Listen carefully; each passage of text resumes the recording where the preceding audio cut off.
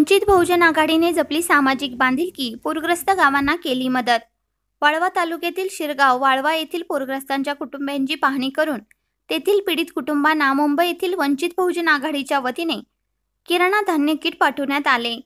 हे किराणा धान्य व संसारोपयोगी किटचे वाटप सांगली जिल्ह्यातील वंचित बहुजन आघाडीच्या पदाधिकारी व सामाजिक कार्यकर्ते यांच्या वतीने पूरग्रस्तांच्या कुटुंबियांना आज प्रमुख मान्यवरांच्या उपस्थित देण्यात आले। यावेळी डॉक्टर क्रांती सावंत, सुभेद माने, सांगली युवा अध्यक्ष रोहन धुमाळे, वाळवा तालुका अध्यक्ष व इतर मान्यवरांच्या हस्ते करण्यात किराणा धान्य किटचे वाटप करण्यात आले।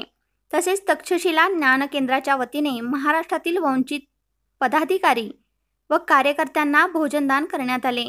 त्याचे नियोजन अध्यक्ष प्रकाश कांबळे, यशवंत धुमाळे, तसेच जितेंद्र भिलवडीकर, सूर्यगंध कुदळे, सुनील कांबळे सर, अजय कांबळे यांनी केले होते।